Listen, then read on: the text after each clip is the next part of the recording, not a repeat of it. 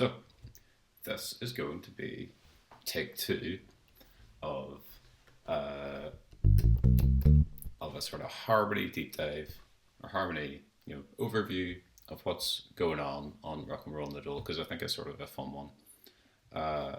It's got everything lined up that I need to have lined up. Very good. So first of all, let's have a bit of a listen, just so people who might not have heard the tune, have stumbled upon this, can see what's going on.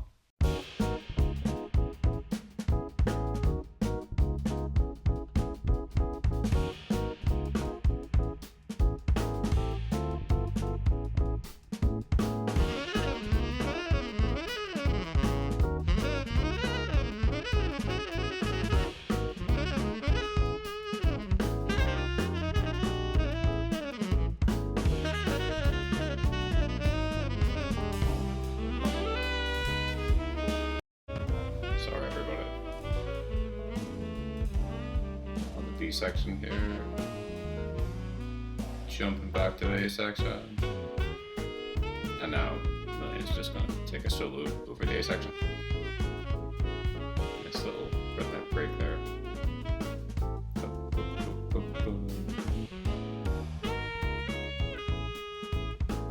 Yeah, it's a cool tune. Very happy with how it turned out.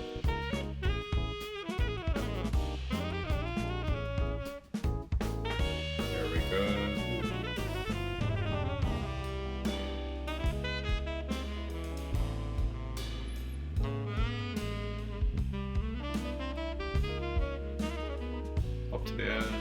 Up, up, up, up. Cool, right? So lots going on in 1 minute 24 seconds. I was very happy.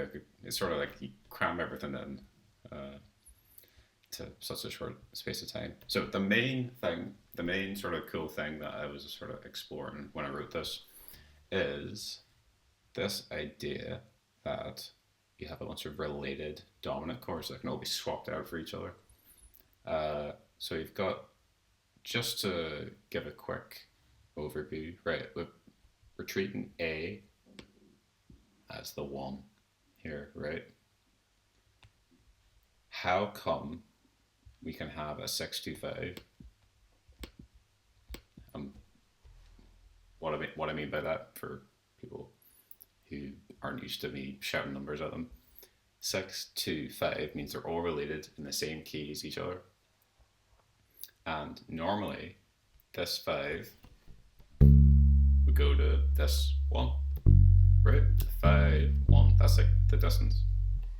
6, 2, 5, 1.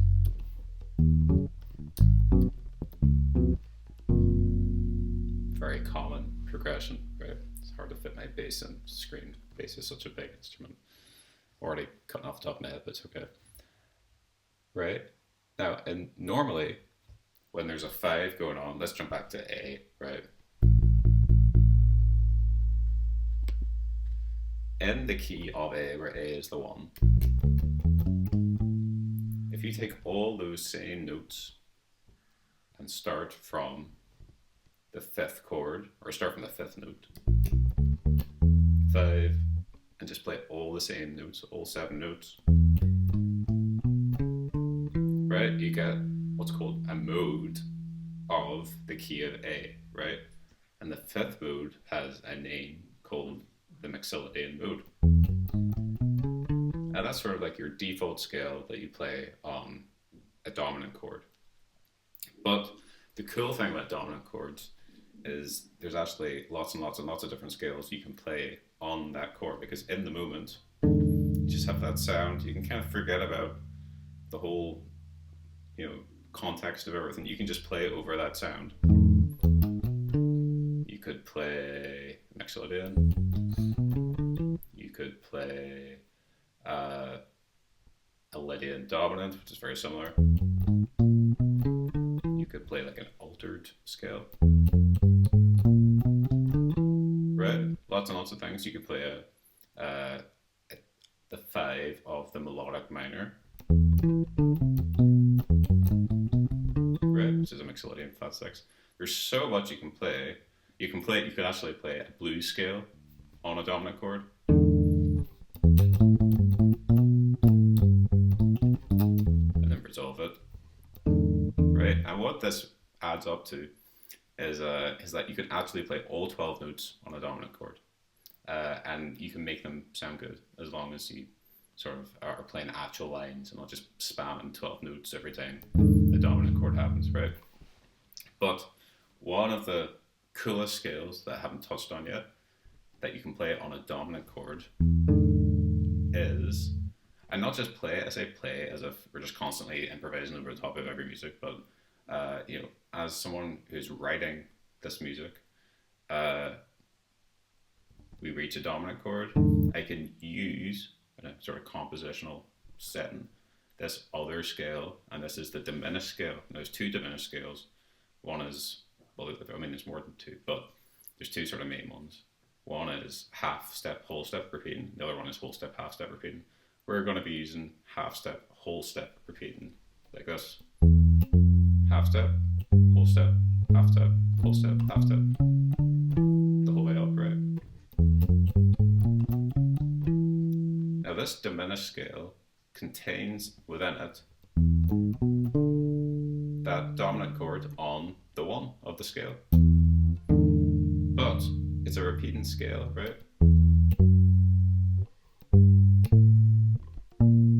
You get the idea?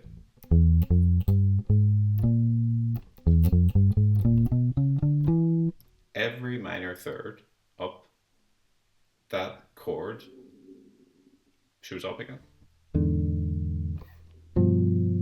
And here. And here. Right? I'll play them lower down, so. And then we have.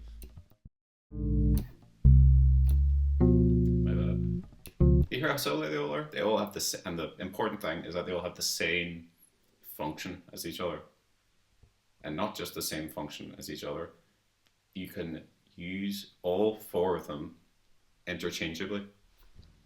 Just swap them out for each other when you're writing a song, right? Or writing music.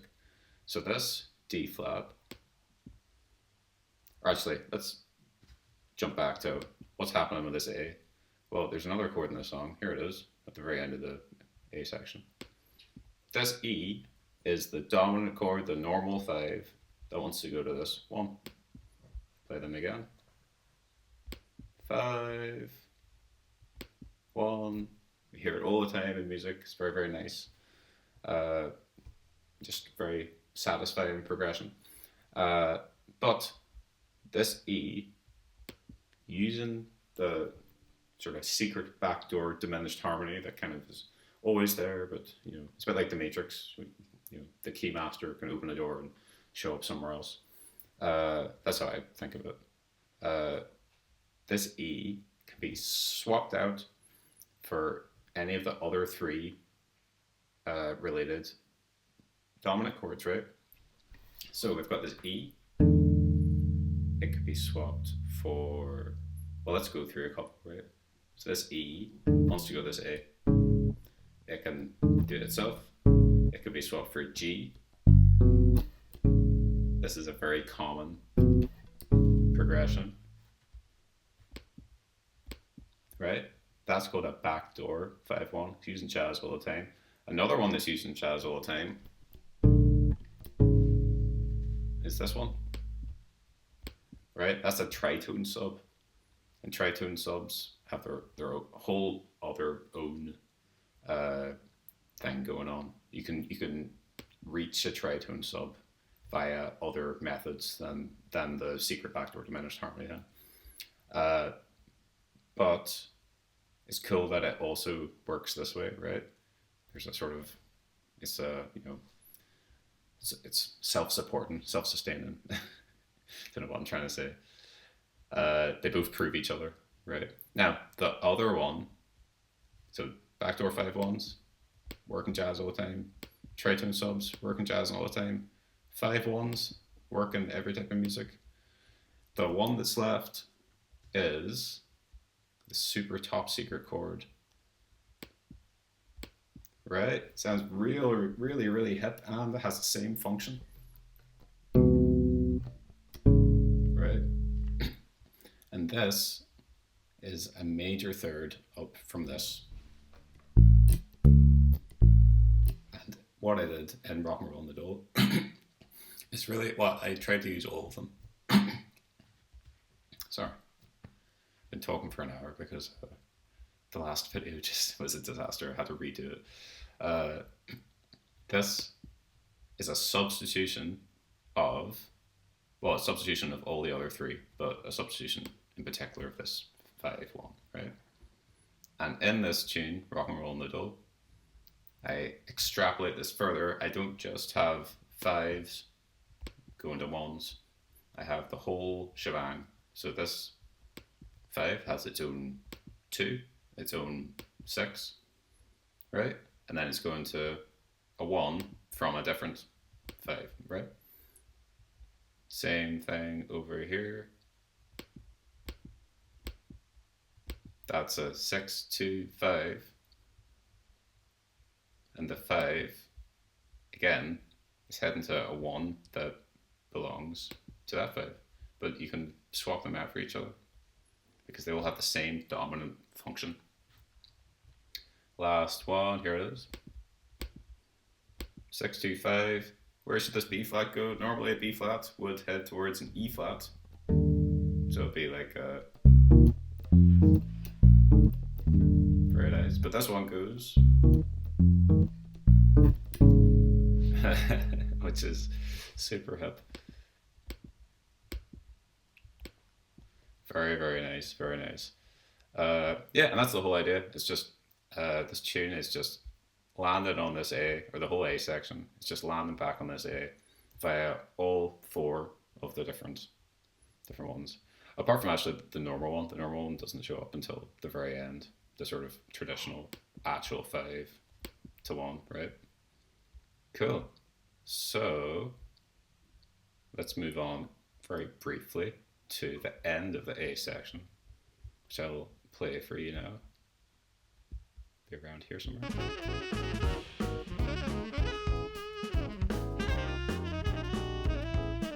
Here we go.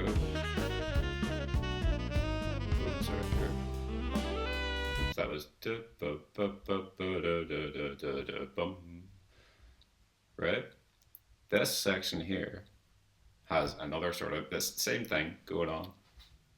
We've got, I'm trying to use all the related dominant chords in a very short space of time, just to give an overall sense of big dominant function gonna happen. I want to land, I want to resolve,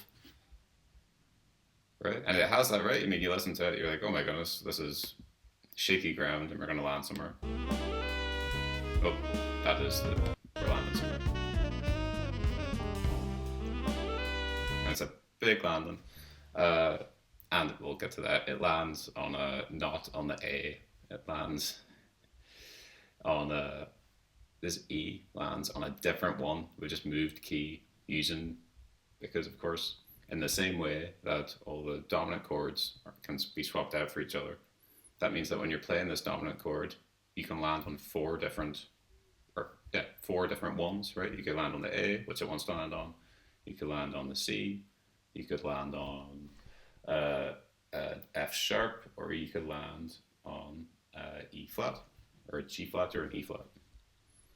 Isn't that cool, right? Cool way of just skirting around the harmony, playing a bit fast and loose with it.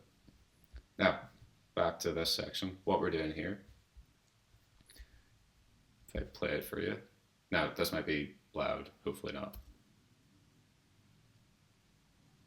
What we're doing here is we're playing this dominant chord, this dominant chord, this dominant chord, and this dominant chord. Remember, they're all related to each other, all kind of doing the same thing.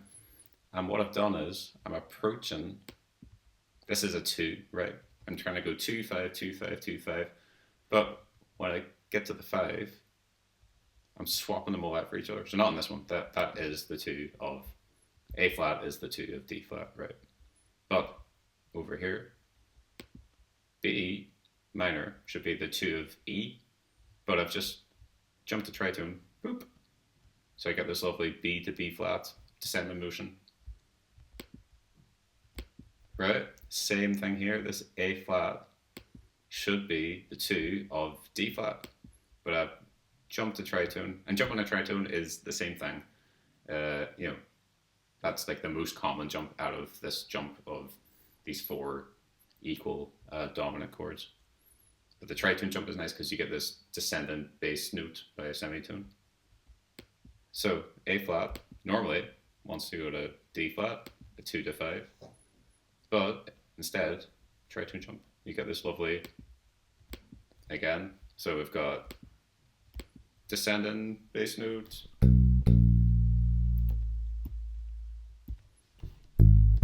right? And then F normally wants to go to B flat, right? But instead, we're going to go, so all together, it's like very, very cool. And this E, where does the C want to go to? It really, really wants to go to A, right? Well, no, because the whole sort of fun of this song is that the dominant chords never really go where you expect them to go. They go to like the other dominant, they go to their friends, they go to their mate's house. That's a good way of thinking of it. So just when you expect to land back on an A, we land on C major 7, right? Cool. And we move on to the B section, which is kind of got a different thing going on. Just you can't have a whole song with just this one sort of crunchy idea happening over and over again. So the B section is much more open. And it's got this nice, closely related semitone shift going on. So this C major 7 and this D minor 7, if we treat this C major 7 like,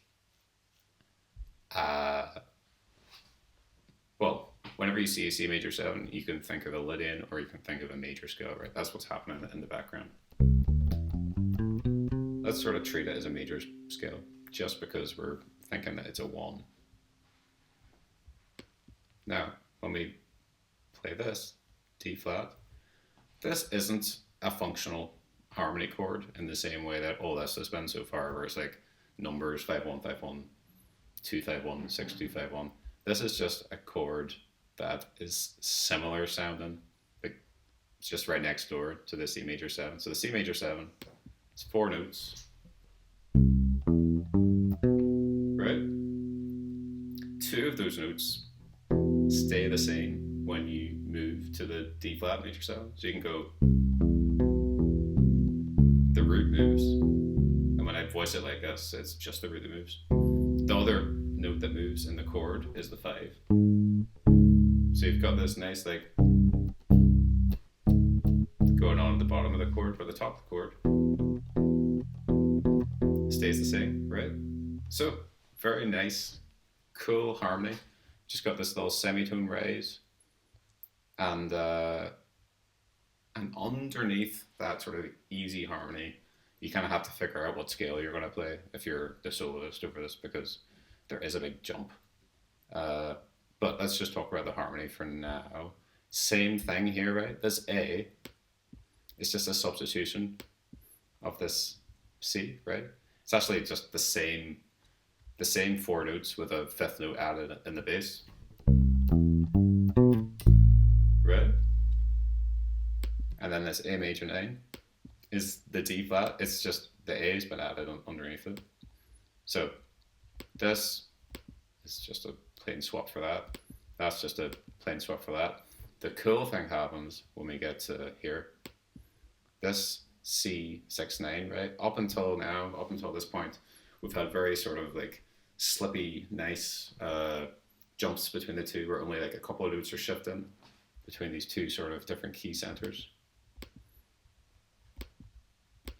Now we get a full big pentatonic 6-9, and when we jump to the D flat, right, we're gonna get a whole thing. It's the C. For the first time, we're just shifting the whole voicing up the semitone, and then we just jump the whole voicing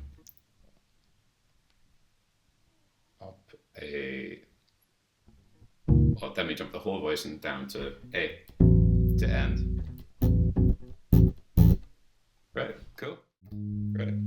So we're going Lydian, Aeolian, Lydian here, which is Dorian here, to Lydian here for the Aeolian.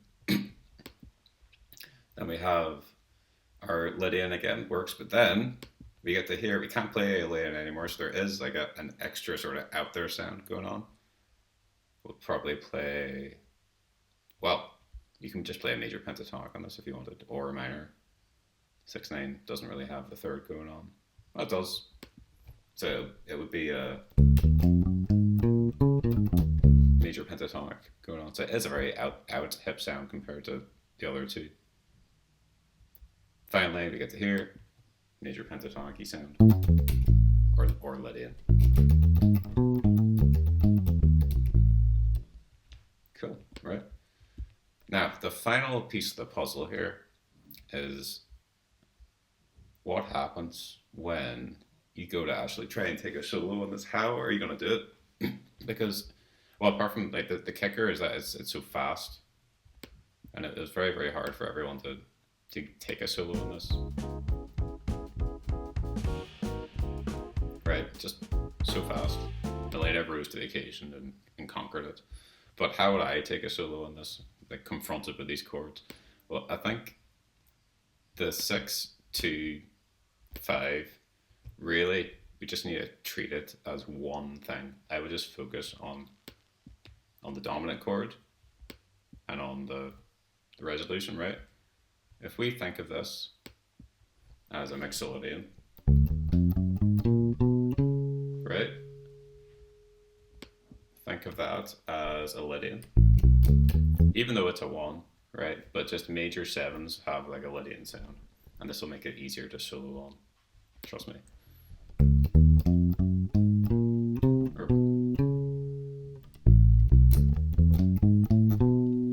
Now you can get this sort of nice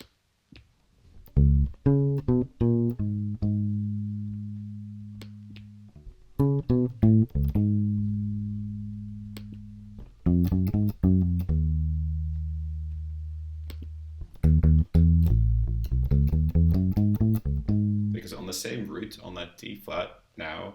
If you're playing a Lydian, now you're playing a D flat mixolydian and then a D flat Aeolian, right?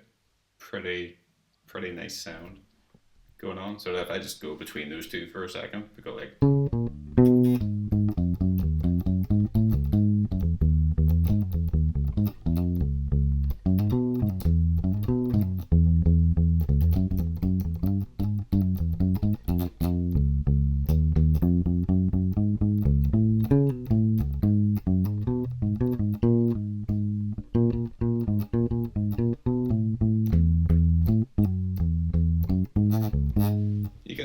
Right? So hopefully that came through. Here I'm just going between the two.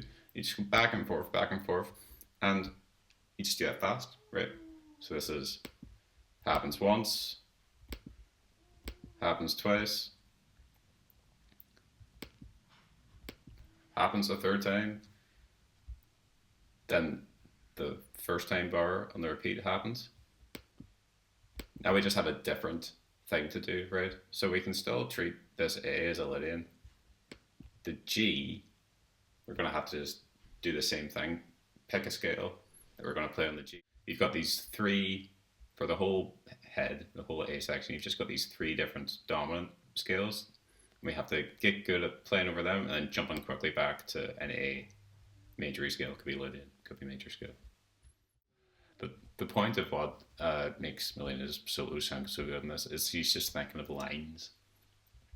And the lines are so strong and they're not clashing with any of the harmony. The harmony's just flying past. And she's, because she's such a good player, she's able to make this work.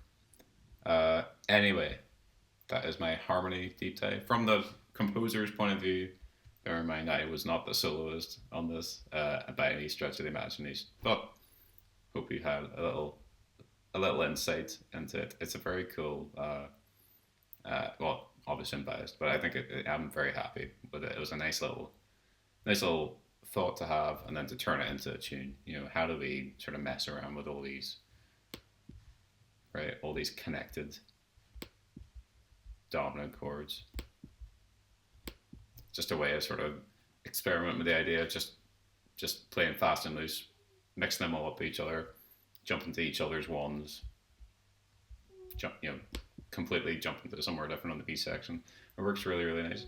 So anyway, yeah, check out the album, the full album. This is the opening tune from the album. The full album is out on Spotify, it's out on Bandcamp, all those good places. I'll link them below. Please do subscribe. I have 113 subscribers. Don't know when that happened. Because I've been putting out YouTube videos for like 10 years or something. But they say the first 100 subscribers is it's harder to get to 100 than it is to get to 1,000. So might as well push, see what happens. Thank you so much for staying with me here. Again, this is like a sort of train of thought kind of thing, but I thought I'd do it. Car broke down this morning, and life happens. So I thought I'd turn it into a positive and get a little video out. Check out the music. Thanks so much for all the support, and leave comments, all that good stuff. If you disagree with me, if you think my take on harmony is completely wrong, please educate me. I'm sure we can all have a nice discussion. Because I have a music education, don't worry, but I appreciate I'm playing very fast and loose with the rules here. But that's what composition's all about. It's about having fun, knowing the rules, and then sort of stretching the rules just because you can. No one's telling you not to. Cool, right. Anyway, with that, I will sign off. See you next time.